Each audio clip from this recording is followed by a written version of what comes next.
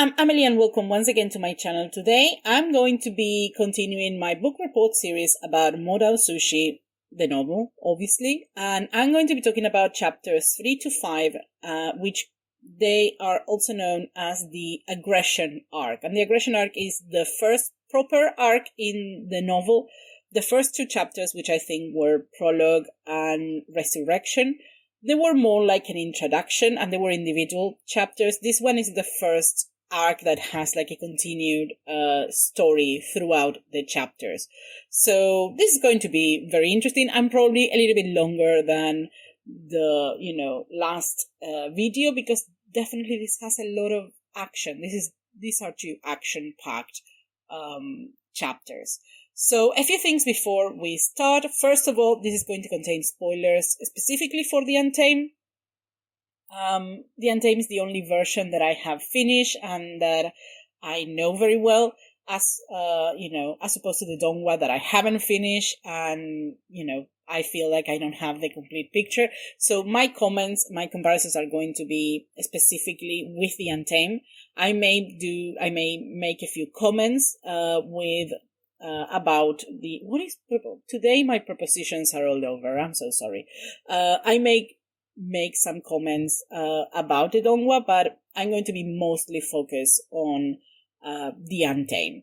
What else? I'm using the Exile versions translation as well as the translation in Spanish, because I'm a translator and I'm a little bit extra when it comes to translations. So I just read the Spanish one and then I go to the Exile Rebels ones, that it has very good terminology and it has a lot of, really important things that I need obviously to speak about the chapters in English, obviously.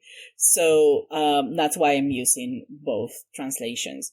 But speaking of translations, I would I would encourage everyone who has the means and have the money to do it to buy the official books, which I think is important to support the author, to support the publishing house. So more books like this are published. They are a little bit spicy when it comes to the price. Even the ebooks are pricey, at least for people like me who live in third world countries and don't have that much money. So personally, I will wait until I can get the rich, essentially, so I can buy the books in the future. But for those who can, for those who have it a lot easier in their countries to buy them, for those who can afford them, that I highly encourage them to do it. The fan versions, the fan translations are incredible, and I'm amazed at the type of work that, all of these people have done. I translate books and I know how much work is involved in doing this, and they really did a fantastic job. But you can tell that they are not professional translators, and I think the professional translations and the professional editions are going to be, definitely something else and something worth having. So again, I highly encourage everyone who can to buy the books, and then you can let me know how good they are, and I can cry because I live in Argentina, essentially. What else? I'm also thinking about, obviously now I'm doing this, I'm not going to do two at the same time, but I'm definitely consider maybe at some point doing other books like this, especially for adaptations that I have already seen, like Word of Honor, maybe eventually Guardian, which is a book that I'm definitely very curious about reading. And I don't know if the Sleuth of Ming Dynasty has a translation, but that could also be interesting. This all for the future, obviously. Now I'm focusing on this one, and I'm going to finish this one. And obviously I also have to finish the other shows, but I don't know. I'm really having a great time doing this video. So obviously it's just the second one, but I'm having a great time just reading these books, analyzing them. And look, I'm a huge nerd, and I'm also, literature is basically one of my majors. So obviously this is something that I really enjoy. So I don't know, maybe in the future, or maybe even doing books that I haven't seen the adaptations, or there are no adaptations. I don't know. Definitely, this is something that I'm enjoying. So if you have any suggestions for things that are, for books that you would like something like this to happen. I don't know. I'll hear it. For obviously, we're just starting with this one, so it's going to take a while. Although I think things are going to move faster in December, January, which are I don't want to say my holiday month, but they are at least the month that I have a lot less work because my teaching job, obviously it doesn't happen during those months. So I'm going to have a lot more free time to do this. Maybe, not waiting as long between videos, I'm guessing. So maybe during this month it's going to be, it's going to happen a lot faster. We'll see what happens. But if you have any recommendations, just throw them my way. So let's talk about the first two chapters before we dive into the aggression arc. So the first two chapters, as I said, were more introductory. They were pretty short. I feel like these chapters were a lot longer. In the first chapter, which I believe I should have written this down. Now, this is very unprofessional on my part. But, well, I guess this is not professional because I'm doing this for free, so it doesn't matter if I'm professional or not. But I should have written it down anyway. But I'm pretty sure it's called Prologue or something like that. So that first chapter is mostly about Wei Wuxian's death, but at least the aftermath of Wei Wuxian's death. And it was very similar to the Untamed, in which is told from an outsider's perspective, and we hear a lot of the rumors. So all the information that we get in that chapter is all third hand. But it's more or less what we have seen already. There were a lot of very interesting differences already with the Untamed. But it was more or less just that. It was more or less just the aftermath, the direct aftermath of Wei Wuxian's death, and that's pretty much it. However, Resurrection is about, well, what it says in the title. It's about Wei Wuxian's resurrection by Mo Xuanyu. And again, in this chapter, we learn a little bit more of Mo Xuanyu's history about what being resurrected entails. What happens if he, the fact that he has to fulfill the Mo Xuanyu's wish, and if he doesn't, horrible things happen. And that's pretty much it. With that, we finish that chapter with a conclusion that Wei Wuxian has to pretty much massacre. Well, I don't know, massacre. Maybe massacre is a little bit strong, but he has to kill everybody in that family, in the Mo family. And, now he has to figure out how to do it. So now we go to Aggression Part 1, which is Chapter 3. And Chapter 3 pretty much starts where Resurrection left off, which is with Wei Wuxian just being there inside Mo Xuanyu's room. An interesting detail about this is that he's actually locked there. Like the door is fastened, there is a latch, he cannot go outside. So that is an issue. Also, he's feeling hungry, and suddenly there is like a side door or a small door for which they, give him some food. Like, I guess, it's just like a bowl of food. Apparently that's the way they feed him, not by opening the door, but just having that small side door just passing him things, which is, well, it put Mo Xuanyu's life in that house into a horrible perspective, because we knew it was pretty bad before, but this is something else. This is another level of horrible. And also the fact that he's fed scraps. Like, it's not that this is the same food that everybody is. She's just eating scraps from somebody else, which again, not good. So outside this, I don't know if it's a house. Outside this room, there are two servants, a Ding and a Tong, and they're flirting a little bit with each other. And one of the things that they mention is that there seems to be a lot of walking corpses, just walking around, around in the area. And there is something that I really appreciate about this, that is that it actually takes the time of explaining what a walking corpse is, which, thank you. So a walking corpse is apparently exactly what the name says. But a walking corpse is just the corpse of a person who is walking, but they are, not very dangerous because they don't have a very strong resentment. So essentially they're just walking around. They are not necessarily dangerous. They are more just disgusting. So that's why people don't like them. I do believe they can, I don't know if they can attack. I think maybe they can, but they are slow. They are a little bit stupid. So they don't represent a big danger, assuming that you can easily run away from them. But Wei Wuxian, he likes hearing about this because apparently, as far as he's concerned, these are the most the most easily to manipulate puppets, essentially. So, this brings him a sense of familiarity, apparently, which, Wei Wuxian, what is your life? So within the same conversation, we hear that there are some cultivators that are arriving at Mo village, and that these cultivators are from a prominent clan. I wonder who they are. And this leads him, I mean, for some reason, this is the moment that Wei Wuxian decides to kick the door down. There is no explanation about why this is the catalyzer, why this is the moment he decides to do it. I have my theories. I think maybe it's because he knows that if there are some cultivators coming, that he's afraid maybe some of them would recognize him, or maybe he just took the opportunity. It's like, this is my moment to kick the door down. But he kicks the door down. Ading and Atong, obviously, they are pretty startled, as you were. They flirting, completely interrupted.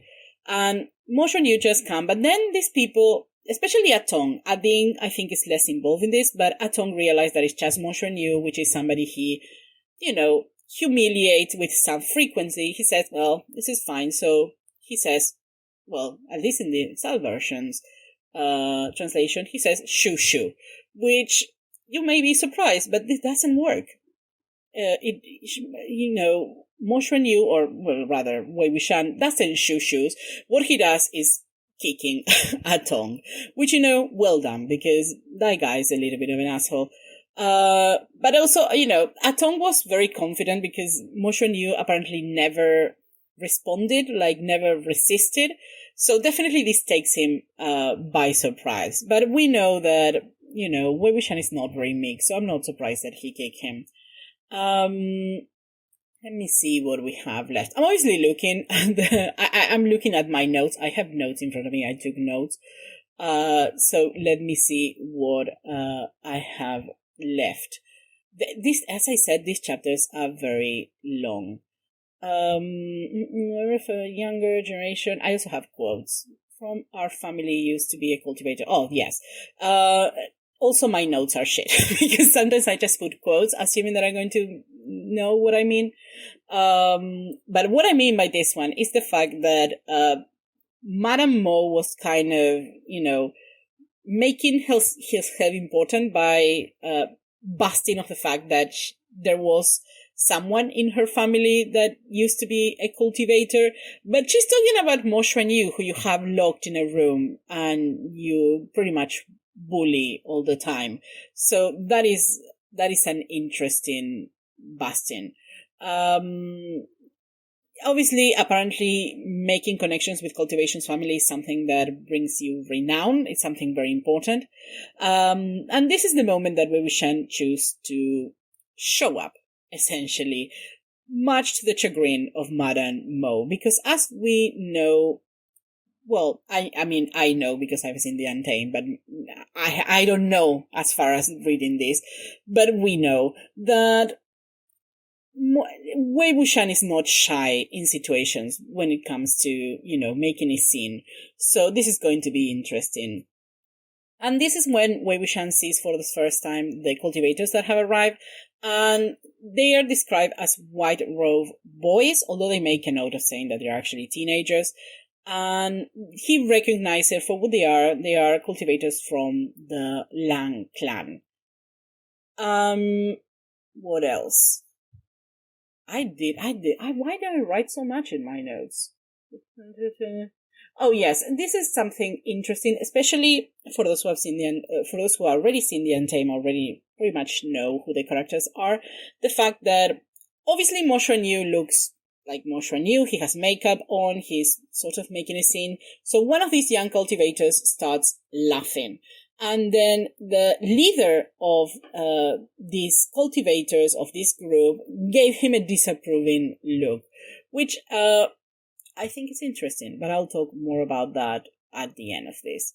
So again, Wei Wuxian recognized these cultivators as, cultivators from the Lang clan, and not only from the Lang clan, but he recognized them as people who belong to the Lan family, like they were blood relationship from the Lan family, because they wear white forehead ribbons, as opposed to, I guess, not wearing them.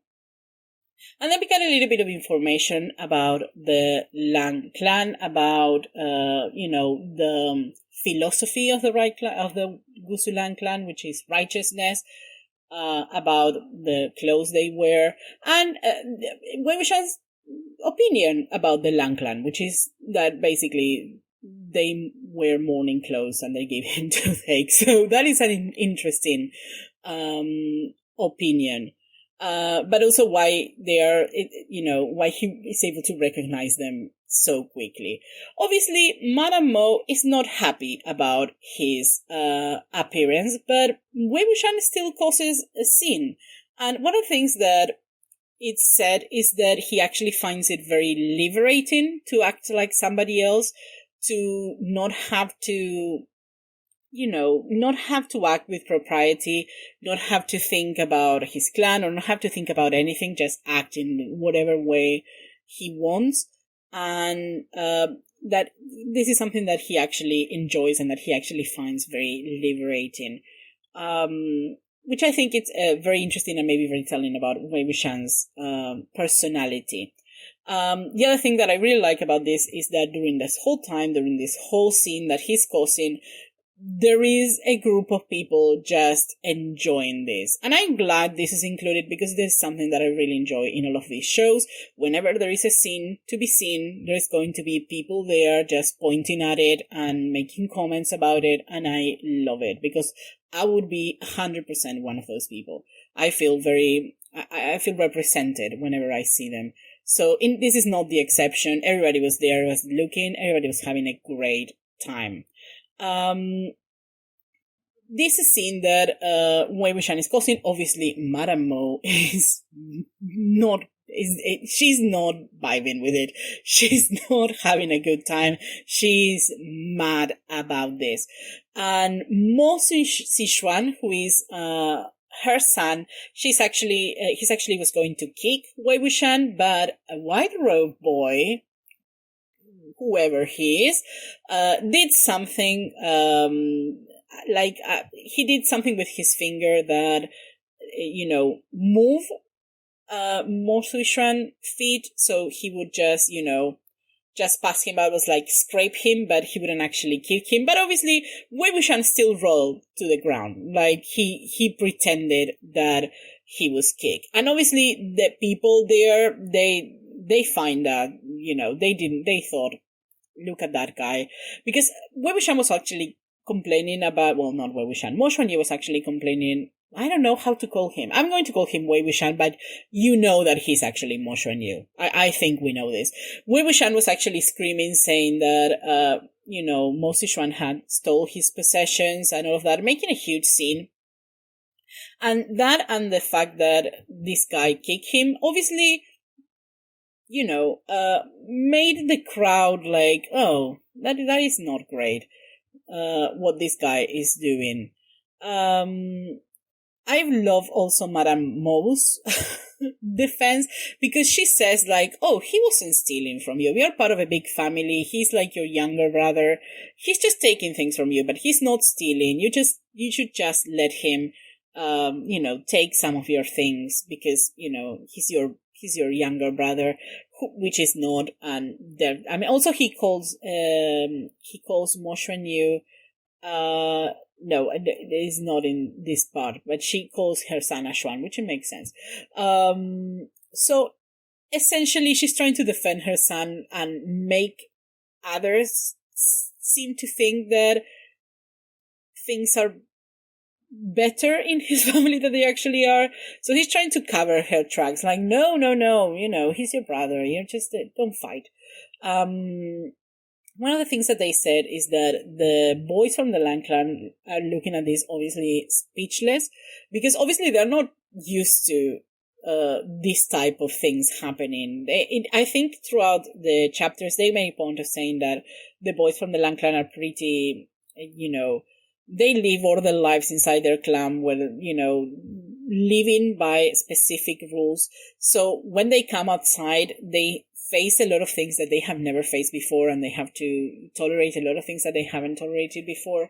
So I feel that's interesting, to consider for the characters that come from the Guzulang clan.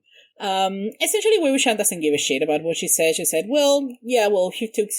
if he took these things, then he should return them, which he can, because I think he burned them or something like that, or he lost them.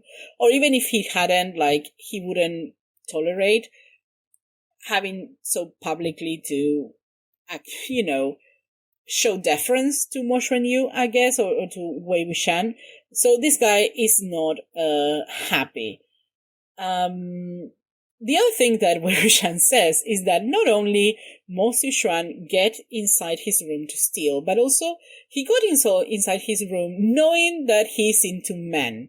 So obviously this is something that looks bad for his reputation. And he says, I don't care about, what could happen to him, but he's ruining my innocence, and he still wants to find a good man. That is a direct quote. It says, I don't care about your reputation, but don't ruin my innocence. I still want to find a good man.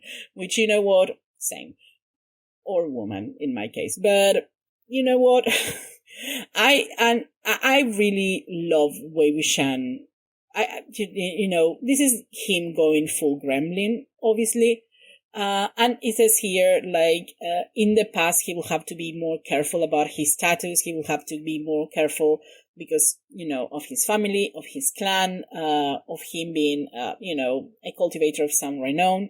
So obviously he had to look after his behavior a lot more closely. But in this case, he just, you know what, came back from the dead. I am another person. Nobody knows who I am. I'm wearing makeup. He's doing it. He went the full gremlin, and I love it. As you can imagine, Mo Xuan wasn't a huge fan of his comment about possibly him ruining his innocence.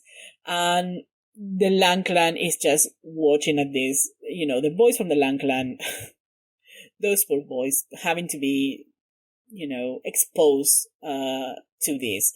The people are loving it though. The other people just looking the scene. They are just having a great time. Essentially, Mo Xuan started to chase. Wei Wuxian started to, try to attack him or something like that. And again, the leader of the boys, stepped up and, try to convince him to talk instead of using weapons, which is hilarious. And you can tell that these boys are very sheltered, essentially. Wei Wuxian, he didn't care. He continued provoking Madame Mo until, again, the leader of the cultivators have to defuse the moment and then start, change the topic and say, well, we came here for a reason. We were going to do whatever we have to do. But we know that Mo Xuan is not willing to let this go. Madame Mo say, yes, go ahead, you do what you have to do. Wei Wuxian, please disappear. She's more willing to maybe, brush the situation aside. Mo Xuan definitely isn't. So we know that this is something that is going to come up later. And after this, Wei Wuxian just go take a stroll through a village, and again enjoying, just his anonymity, just not being himself, just, being able to do whatever he wants to do. And here comes an interesting part, because he says that something that I think, I don't know if it wasn't necessarily mentioned in the previous chapter, or I believe it wasn't, because I think I compare it to the Untaming, which it was. But here it is, which is the fact that he has cats that represents each of the person that he has to kill. And that these cats were not going to heal until, he killed them. So I think he has 4 cats in general. So essentially he has to eliminate pretty much the Mo family. And he doesn't think that it's going to be that difficult. He says that is not going to be a difficult task. And then Wei Wuxian goes to where the boys of the Lang Clan are. They are preparing everything. And he makes a comment that says that although the Gusulan had taken part in, the siege that they have done against him, that these boys were too young to have participated on it, so he shouldn't hate them, which I also think is interesting. I'm going to be talking about much later, once I finish all this. But I think it was a very interesting comment.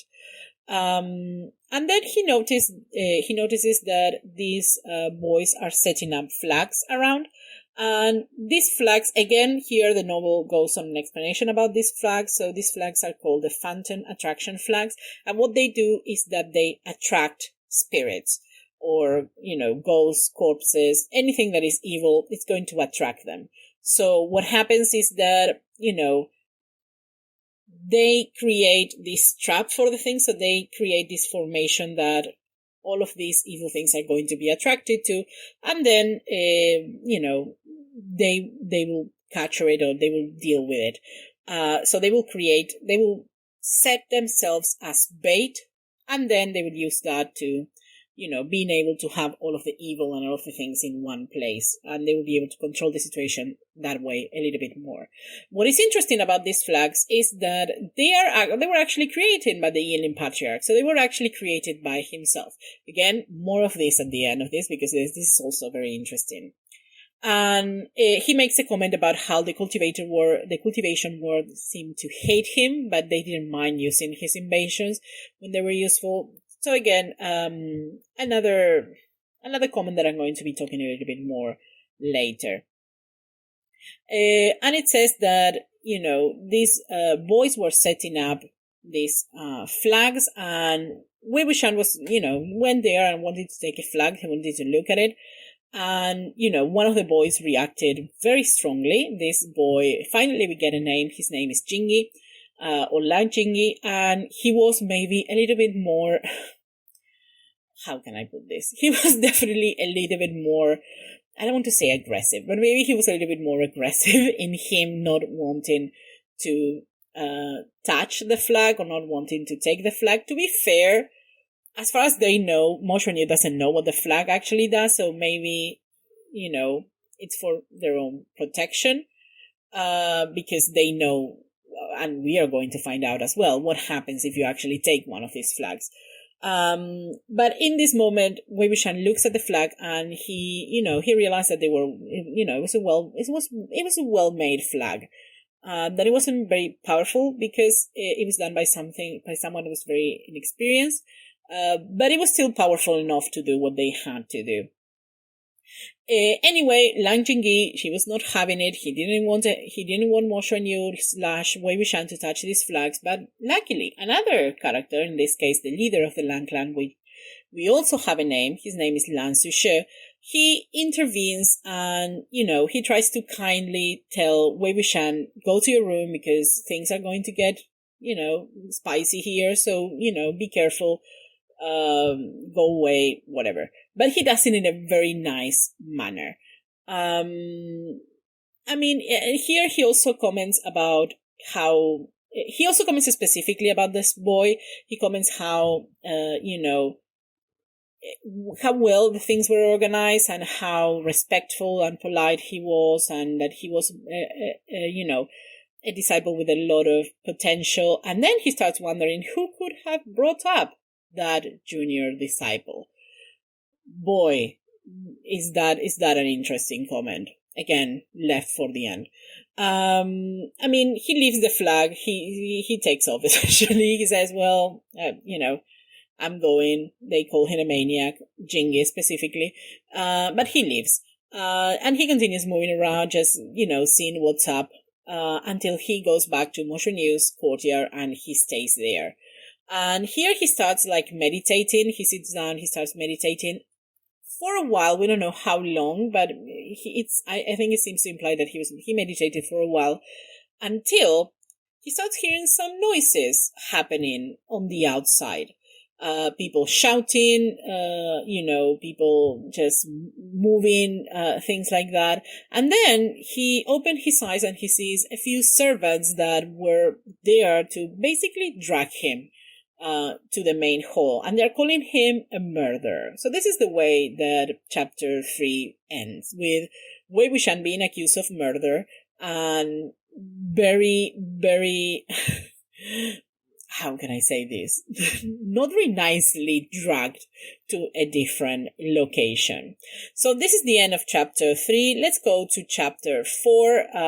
Again, this is part 2 of aggression, and Wei Wuxian, at first, he thinks that maybe there was something wrong with what the land cultivators had been doing, that maybe the flag formation had gone wrong, and, he assumed maybe it was something like that, although it seemed that it had been well made. But when he goes to the main hall, there is a crowd. It's full of people, and he sees that Madame Mo is there, and it seems like she had been crying, or she's still crying. And then he sees a human-shaped thing in the floor.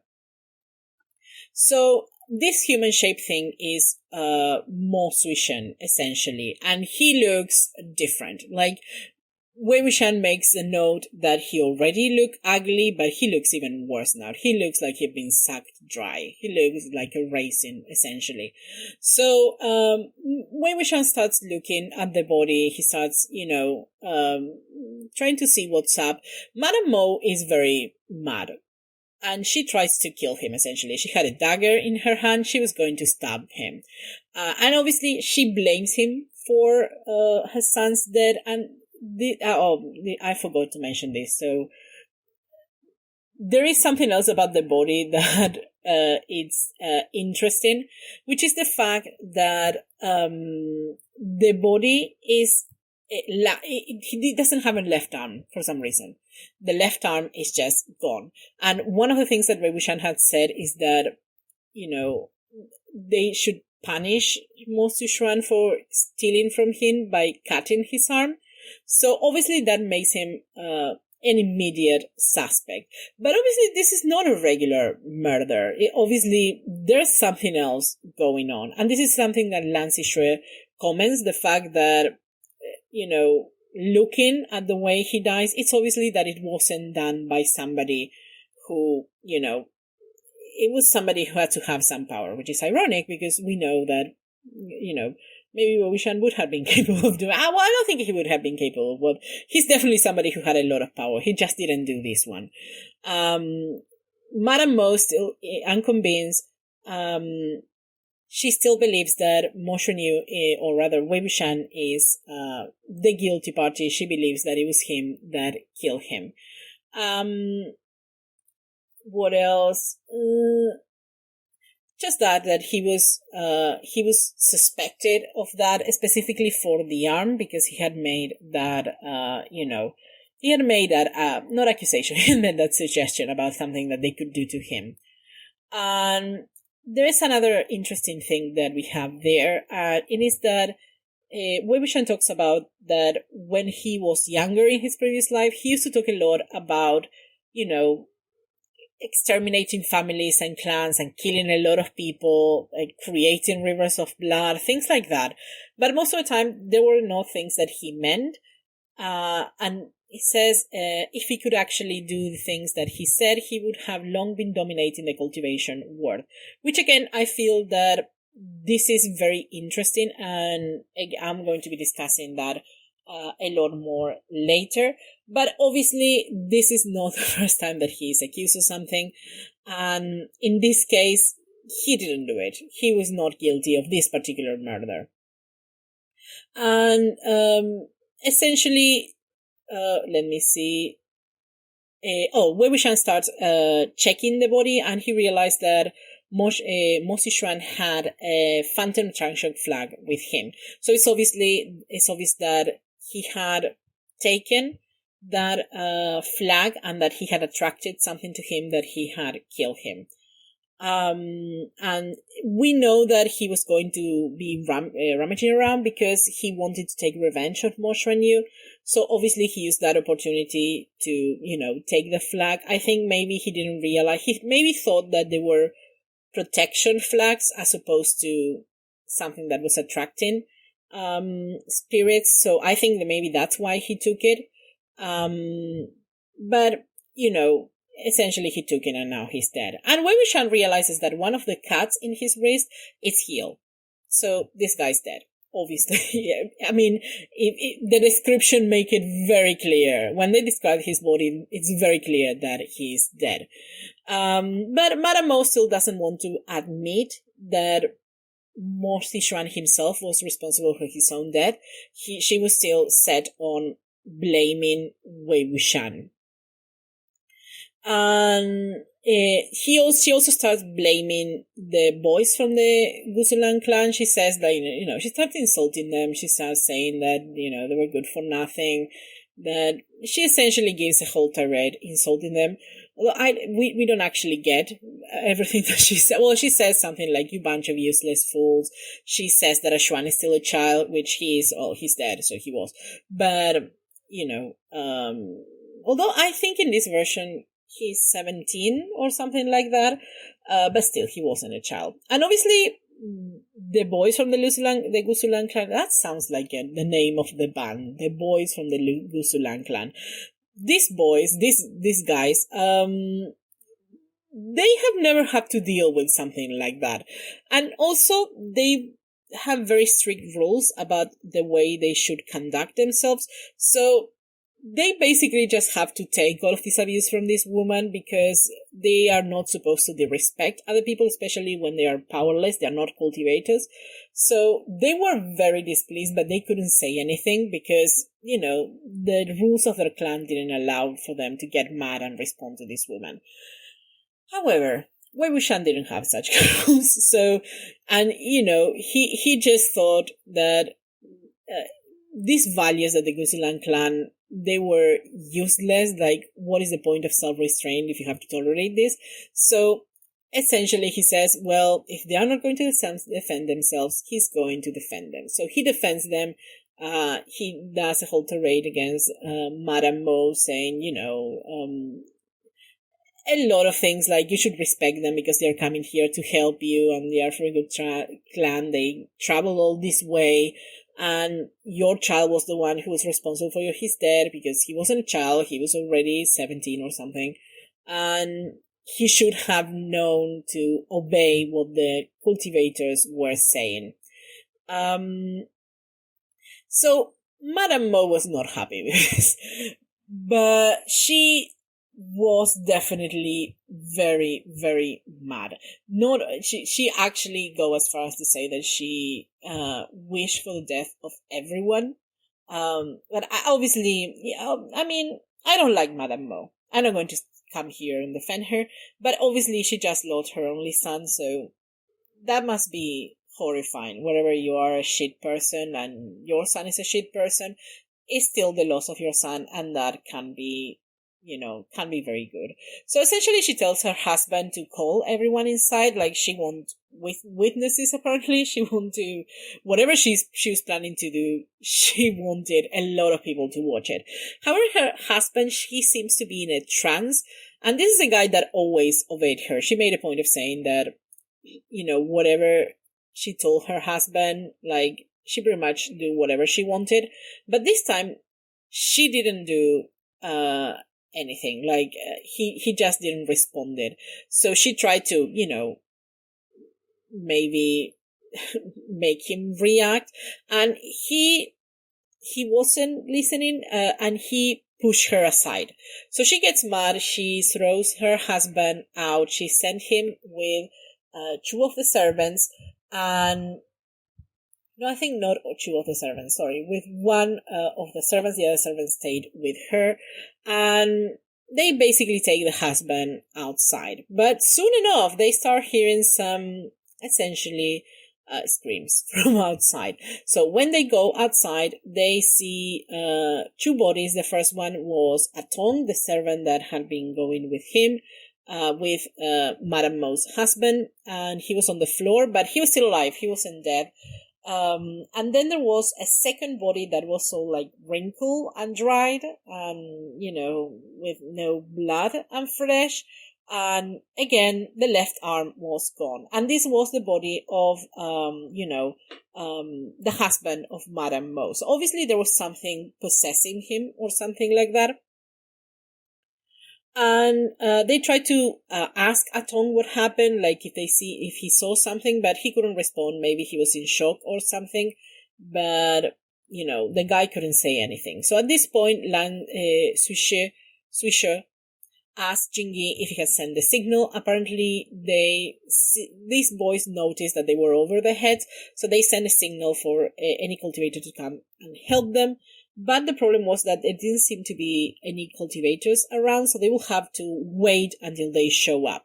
So during this time, they will have to just deal with whatever is happening until the reinforcements came, which it's going to be a while.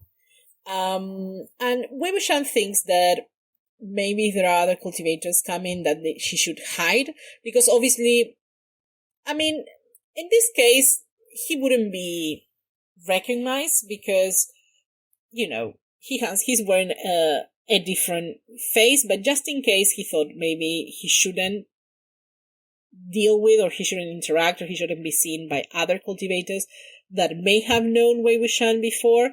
However, what he notices is that definitely the situation was very difficult, very dangerous there, and he knew that these boys wouldn't be able to manage by themselves if they stay alone.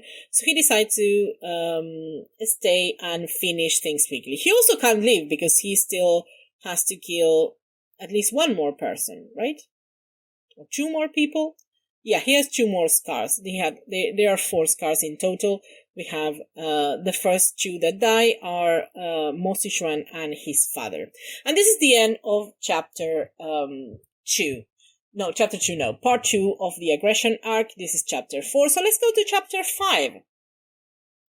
And in chapter 5, we are told that the boys from the Gusulan clan, they are very inexperienced. But, and despite their inexperience, despite this nervousness, they still determined to protect the Mo family. If only they knew. And at this moment, Atong wakes. He's the guy who had been the servant who had been attacked. And look, something happened to Atong. Essentially, he grabs his own throat and he breaks his own neck. Snake. Oh my god, neck. You can tell that I am upset about this because words, what are they? I hate necks breaking. And if you have seen my reactions to my shows, you know that certain shows make me hate them even worse. Like, I honestly have a huge issue about necks breaking. So even reading about it makes me upset. I'm sorry about it. It was just horrifying. I fucking hate it. So, then we have said another little tidbit about the Lang clan. It says that, even though the boys from the Lang clan look gentle, that they are apparently famous for their arm strength that is opposite of gentle. So I'm very curious about this information that we are getting. But, Atong is dead, essentially. He broke his own neck. And apparently this is beneficial for Wei Wuxian because it made one of the other scars gone. So he only has one more person to kill. And the other servant, we have Ading, who is the other servant that at least we know by name. She says that it was an invisible ghost, but According to Wei Wuxian, who is obviously the expert in this, he says that it couldn't be a ferocious, that it couldn't be a ghost, that it was a ferocious, oh my god, all these terms are killing me. That it wasn't a ferocious ghost, and then he starts explaining that there is a particular way of categorizing ghosts, and that this is a criteria, and this is what I was coming with. This is a criteria that Wei Wuxian set himself, so he created himself. So again, we are seeing all the contributions that Wei Wuxian had towards cultivation, which I think is interesting. But essentially, he doesn't think that it's a ferocious ghost. At this moment, they were all inside, obviously not having a great time. And suddenly things got worse because all of the lights were extinguished, like all of the candles, everything. There was like some force that, put off everything. They were in the darkness. And Wei Wuxian says that, obviously this caused chaos because a lot of people who were in there, they weren't happy about this, and would you, to be honest? And he says that this was probably beneficial for whatever was attacking, because this type of beings love chaos and they love fear and things like that. So Lan Zixue comes to the rescue. He uses a talisman to, turn on the lights again, or to light the candles. And apparently, if you do it with a talisman, it's not going to be as easily, turn off by something like that. So that's good. And this is actually the moment where Wei Wuxian realizes that he only has, he looks at his wrist and he realizes that he doesn't have any cuts left. Like, the cuts were all disappeared. And this is weird because he had one cut left before. So this is the moment that he realizes that Madame Mo is dead. But she was right there. She seemed alive. But no, apparently there was something just possessing her body. And I think it's pretty cool that that's, that's how he realized. And terrifying. Absolutely terrifying. So, they also noticed that Atong's hand had also disappeared. So again, weird. And that is when Wei Wuxian realizes what's happening. Like, that's the moment he connected all of the dots, and he finally realized what's actually happening. Like, what is actually attacking? What's the situation? What's going on? And he also says that he tells the cultivators that. It was something to do with the arm, obviously. He says that none of the people who had died, that they were not them, because they were not left-handed. And he says that the reason why he knows is that whenever they hit him, they never used their left hand. And essentially, this is something that Wei Wuxian had no way of knowing, but this was a way for him to alert the Gusulan clan boys of what was happening, of maybe this is something that you should pay attention. So this was him kind of like giving them a clue. And it's Lan Zixue, the one who makes the connection, remembering, how when they were possessed, they were only using their left hand. So now we have a problem, because we know more or less the situation that is going to happen. But I what I like about this is how he gives them the hint to help them. So now we have to look for a left arm. That's what we are looking. And we discover that Madame Mo's arms, they look different. Like, in one hand, her arm looked fine, her hand looked fine, but in the other, her hand, it was a man's hand. It looked like a man's hand. And I'm putting the same emphasis that the novel puts in it. So Lan Zixue just said, take hold of her, just grab her. And she attacks. And there is a whole fight, between the Gusulan boys and Madame Mo. A fight that they were not being successful. A fight that, it didn't go great, but eventually Wei Wuxian helps and they manage to subdue her, and the left arm, horrifyingly, just fell off from her shoulder, which is, again, something else.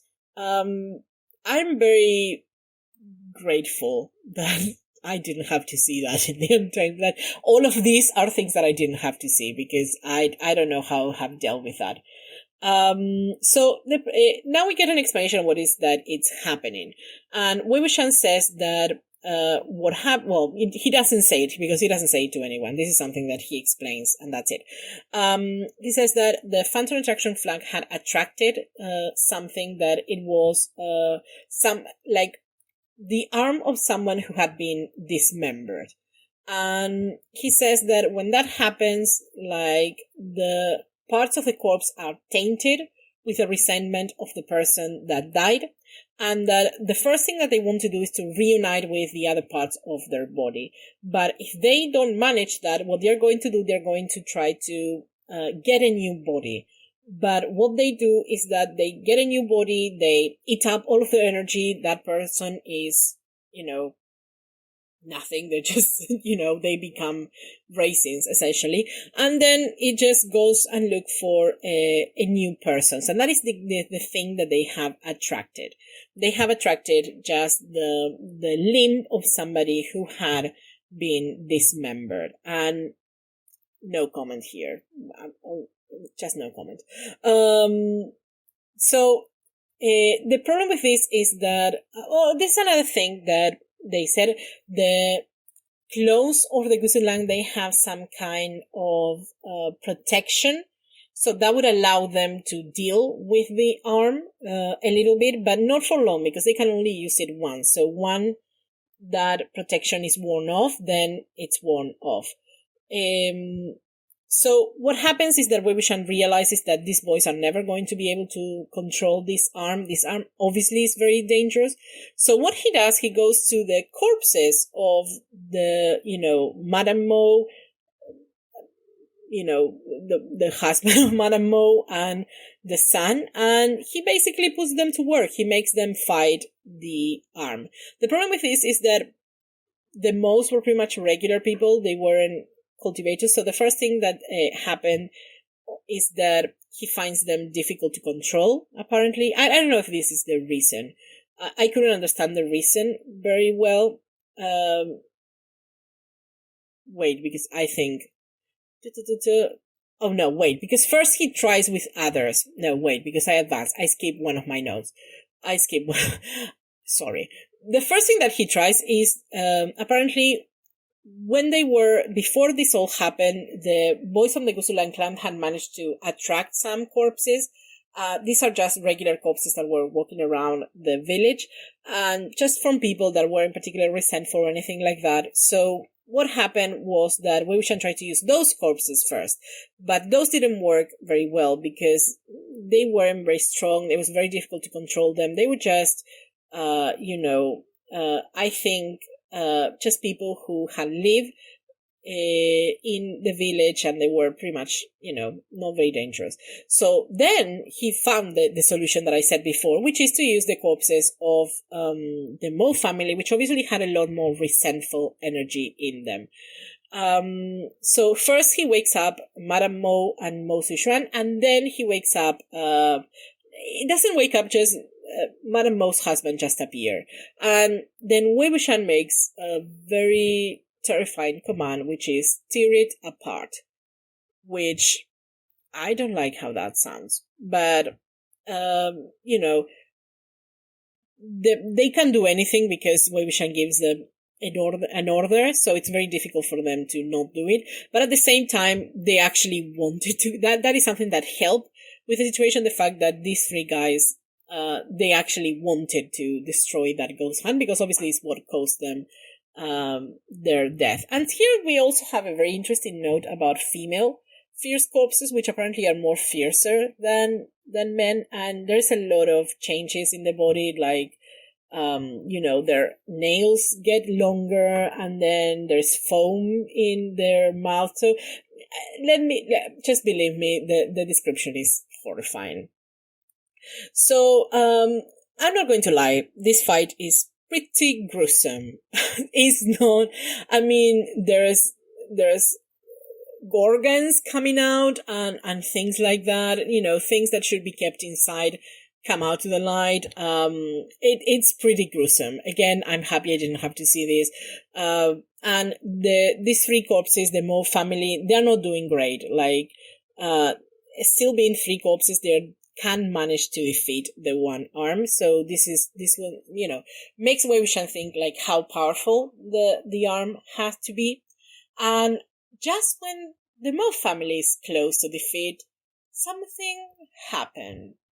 There is strums of a string instrument coming from somewhere, and then suddenly, this sound seems to affect like all of the creatures battling and all of that, and everything just pretty much stops. Like the fierce corpse stops. I'm guessing the arm also stops, because I don't remember if it's particularly mentioned what happens to the arm. And then the boys of the Gusulan clan, specifically Lan Zixue, very excited, wipes his blood and happily exclaim, Han Wanjun. And finally he appears, and as soon as Wei Wuxian hears this trump, I hear they call it a zither, which I think maybe is the English translation, but I'm more used to Guqin, which is the one that they use in the subtitles. That's where Wuxian said, "Oh no, I have to leave. This is my cue for running away." And it says that this technique that Han Wenjun is using is called the eradication tone, and is impossible to resist, or it's impossible to block. So essentially, the strings just make everything calm again. The arm fell onto the ground. The fierce corpses just retreat. So perfect solution. Just Han Wenjun. What a hero. But we don't see him. We only hear his strumming from the distance. And it also says that the Gusulang boys were happy that Han Wenjun was there, but also, even though they were going to be punished because of being discourteous and making noise, is harmful to the clan's reputation. But those being discourteous, I mean, they were being pretty courteous. I don't know if they're being discourteous. I think maybe, I don't know. But they're still pretty happy. They won't. They obviously really like Han Wenjun. So, at this moment, Lan Zixue realized that Mo Xuanyu is gone, that he doesn't seem to be around. And, he tells this to Lan Jingyi, and Lan Jingyi said, well, who cares? Essentially, whatever. We have other things to deal with. And again, he says, I'll wait Han Wenjun to come. So obviously he was just playing from the distance. What a guy. Then Wei Wuxian goes, he has to eliminate all of the, the evidence from the thing Mo Xuanyu did, from the ritual Mo Xuanyu did to bring him back. And then he laments the fact that the person who showed up from the Lang clan was Lang Wangji, who he says is someone who had fought with him in his previous life. Which again, interesting. I'm going to make some comments about this. And then essentially, Mo Xuanyu, Wei Wuxian, just steals a donkey and runs off. She runs off into the distance. And that is the end of the aggression arc, the end of, chapter 5. So, good chapters. I enjoy them a lot. Let's go to the comments a little bit. As far as chapter 3 goes, I feel like the events are fairly similar to the Untitled. For all 3 chapters, I think that obviously there's a lot of difference in the details, but in general, I would say that the events of the Untamed follow more or less the events of that happen in these chapters. One obvious addition, obviously, the references to Mo Xuanyu, homosexuality and him wearing makeup, and the fact that he's really proud of it. At least Wei Wuxian uses this as an excuse to act crazy and maybe shock other people. So I find that, that was fun. That was very interesting. I also appreciate a lot all of the explanations about things, about, about the spirit's flag, about, the difference, the fierce corpses and all of that. I find that those explanations very useful. Obviously, when you start the Untamed, you don't understand anything. And with time, when you finish, you can look back and realize that at some point you started understanding.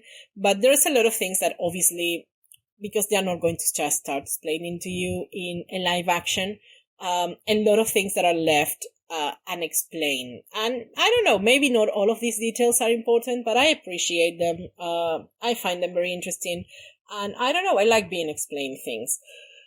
Something else that I find very interesting about this is that Wei Wuxian says that he mentions the siege. Obviously, the siege is something that we already heard mentioned in the prologue. The siege, I think, is what led to Wei Wuxian's death. As far as I understand, there are two events. One of them is Nightless City, and then we have the siege, which in the Untamed, it was only one. I believe the siege is the one that led to his death. And he says that although Gusulan participated in the siege, that he shouldn't hate the boys from the Gusulan in this case, because they actually didn't participate. They had nothing to do with it. They are too young. Which I find interesting and definitely very different to Wei Wuxian in the Untamed, who seemed pretty unconcerned about, that thing, essentially. He seemed pretty he didn't hate, or he didn't seem to hate like other clans for the part that they took. Well, maybe not all of them, but I don't know, when you see him interacting with, I don't know, Jing Zhao, or see him interact, well, not with Jing Zhao, that was an unfortunate comparison. But even when he interacts with the other clans, or he talks about the other clans, you don't get the impression that he is very resentful about that. Or maybe that is something that I just didn't get. But it's obvious that this version of Wei Wuxian carries a lot more resentment about what they did to him in his previous life than the one in the Untamed, who, in my opinion, seemed like he had just let go of what happened. Like, maybe it's just not that he didn't care. It's just that, he just find himself just letting go, not being that concerned about it. But I thought it was very interesting.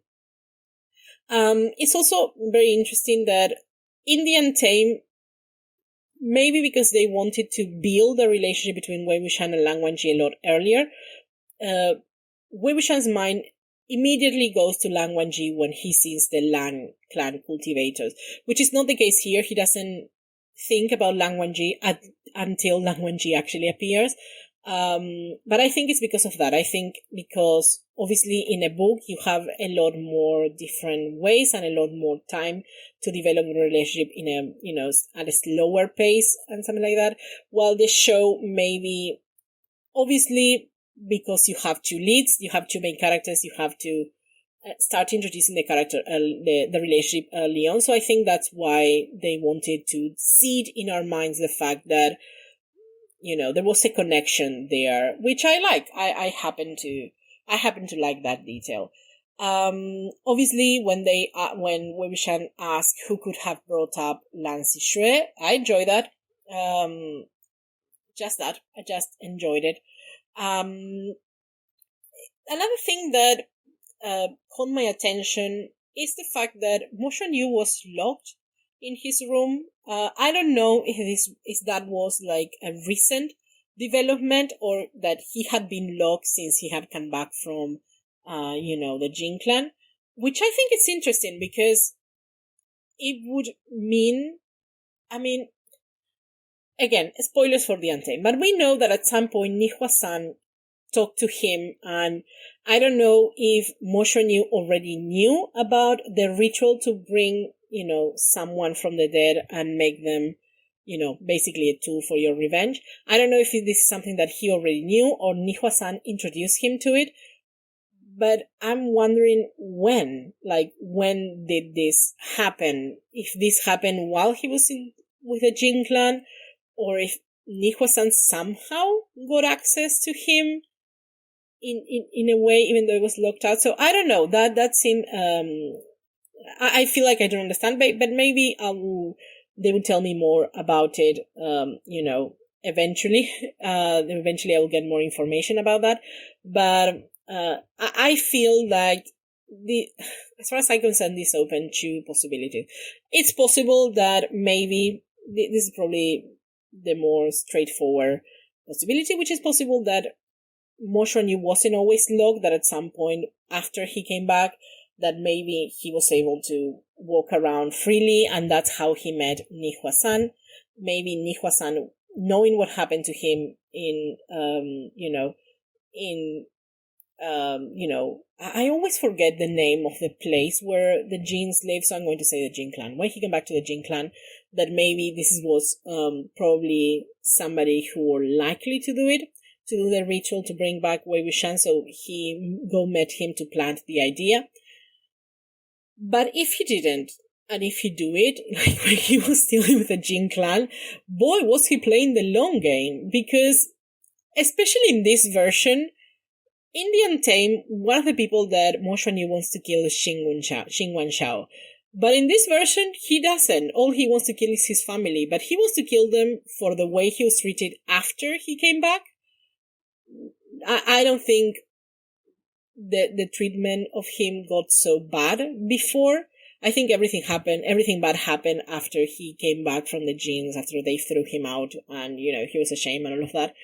So either Nihua-san was playing a very long game, he saw the possibilities, and he said, this guy maybe is a good candidate for what I'm planning, or did he just tell was he going around just thinking, oh, maybe this guy would want to take revenge, and introduce him to just plan the idea of the ritual, because if he did that, then that's interesting. Let me put it like that. But I'm still confused about the details about that specifically.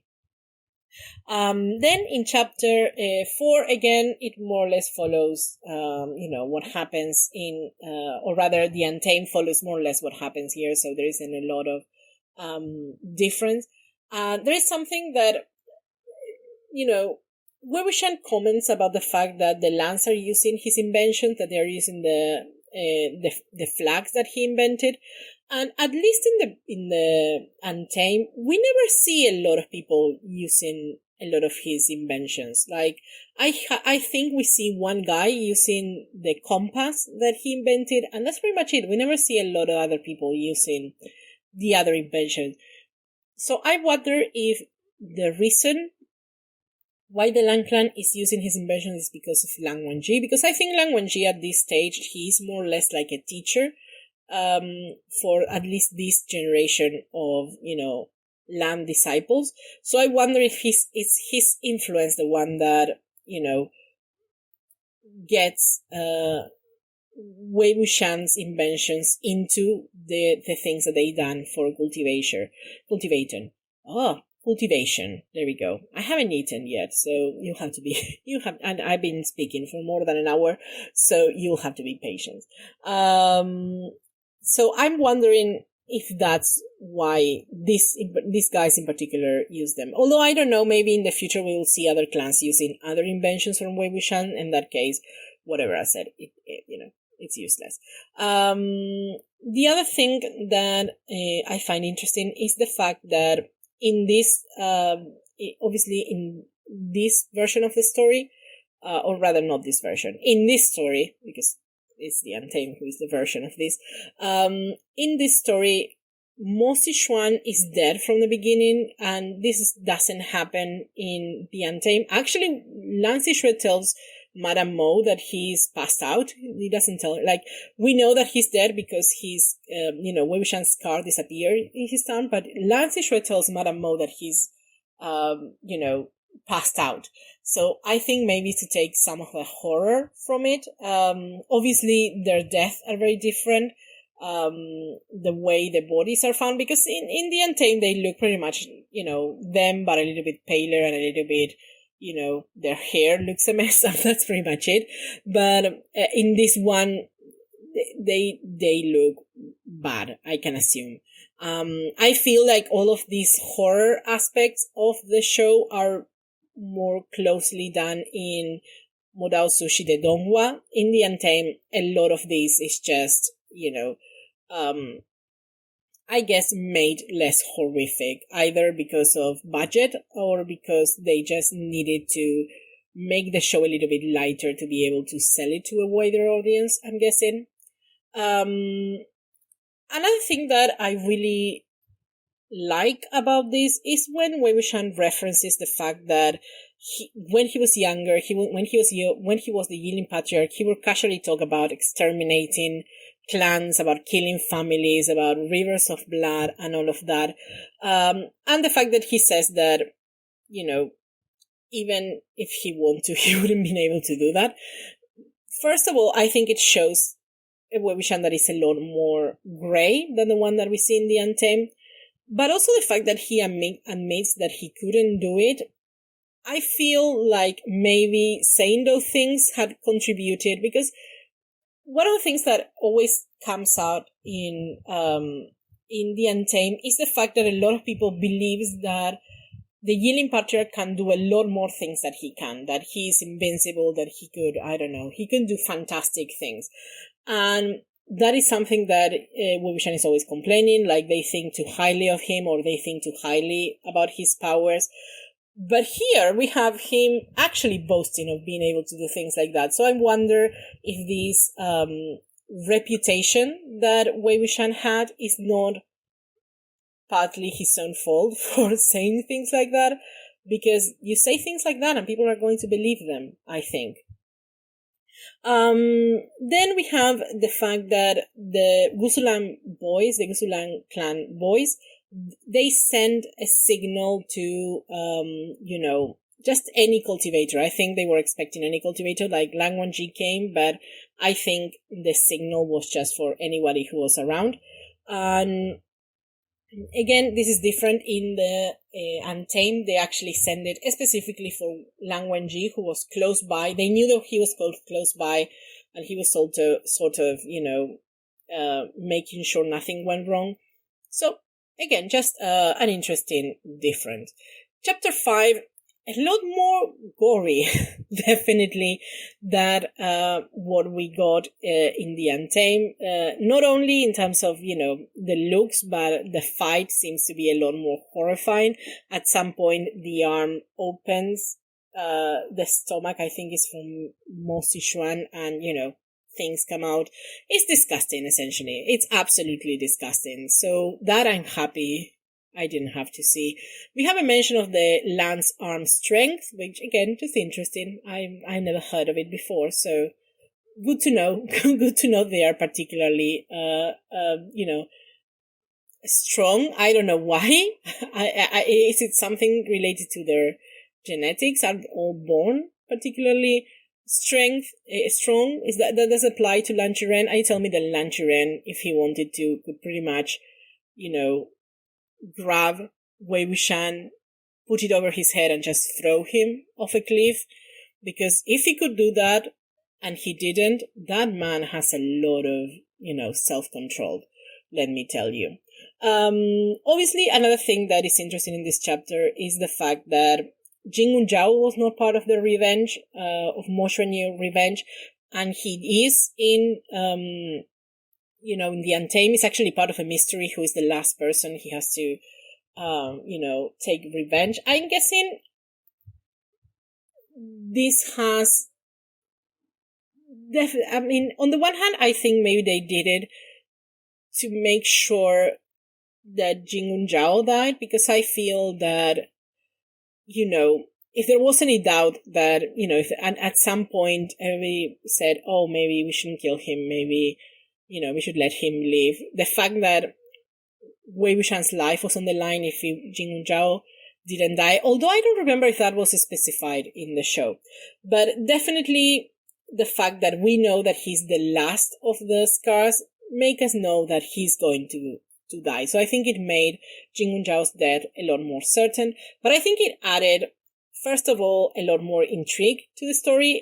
It added a ticking bomb because we have to find out who that person is, because eventually, they had to die. So I don't know. So personally, it's a change that I don't mind that much. At some point also, Wei Wuxian references the fact that, about his death. When he's talking about this dismembered limb, he says, like, being dismembered was not like, this is a quote, being dismembered was a classic example of a distressing death. It was only somewhat more dignified than the way Wei Wuxian did. And I think, obviously, because Wei Wuxian died, I guess we never know. I think somebody told me that we never actually know how he dies, but I think it's said in the first chapter, in the prologue, that he was pulled apart by the ghost or something like that.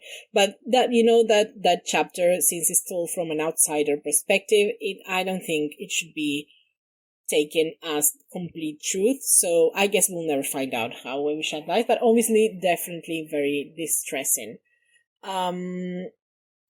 I've also find it very interesting how they explain the thing about the arm, how they explain, like, exactly why it's there, what's doing, what it's trying to achieve.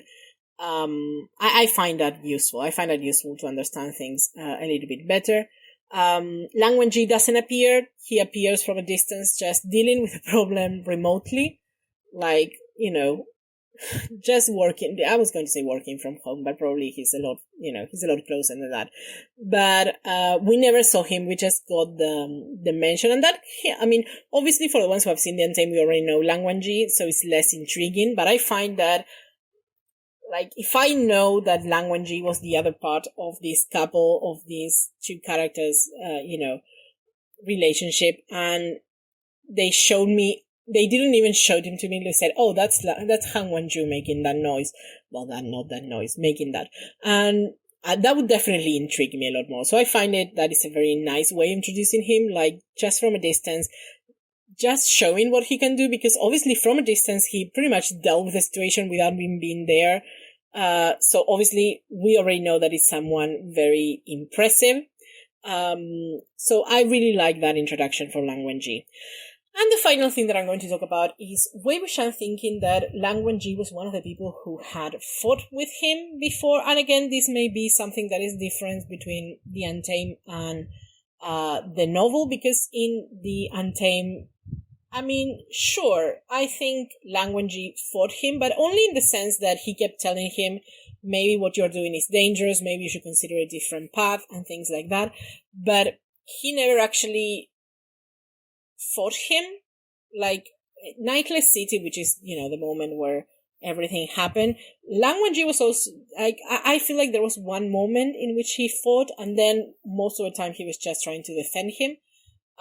So I wonder what's so different in this version, or rather, I wonder if this is just Wei Wuxian's perspective, like, he perceived that Lang Wenzhi was fighting him, even though we know that maybe Lang Wenzhi isn't the best communicator, and maybe that was just Wei Wuxian's perspective of it, and he didn't realize that Lang Wenzhi wasn't actually fighting him, or how different it is here that if Lang Wenzhi actually fights him. I don't know.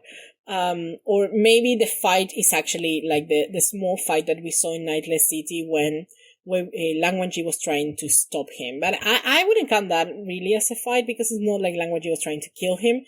He was just trying to make him listen to him and make him understand. So I don't know. I'm curious to see how that plays out in this. And okay, I think that's it. I don't have anything else to say. I really enjoy these 3 chapters. Definitely a lot more gruesome, a lot more bloody and gory than what we had in the Untamed. Again, I am a complete chicken. I wouldn't be able to see a show if it was like this, a live action show. I can see this more like if it's animated. I don't find that much issue with watching that type of violence. But when it comes to live action, I definitely cannot. So I don't think I would have actually watched The Untamed if it was a lot closer to what it is here in terms of the violence and the goriness. So, and that's it. That's all I have to say. I hope you enjoyed it. I hope you enjoyed these 3 chapters. And I'll be back at some point. I don't know why. I was trying to check, like, how long is the next arc. Let me check so I can tell you. I mean, this one was pretty short. The chapters are obviously a little bit longer, but at least from as opposed to the first 2. But I feel like in general they're not okay. So the next arc is arrogance, and it's 1, 2, 3, 4, 5. So they're probably going to take me a little bit longer. So we'll see. I don't know if it's going to be in 2 weeks, but I don't know. We'll see. Oh, refinement is like 8 chapters. So yeah, there are arcs that are longer. We have arcs that are shorter. So it's going to vary. I can't promise to do this every 2 weeks, at least for now, but I'll be back eventually with it. And I hope, I hope you're enjoying this as much as I am. Thank you for listening to me, and I'll be back with the next one at some point in the future. Bye bye, guys.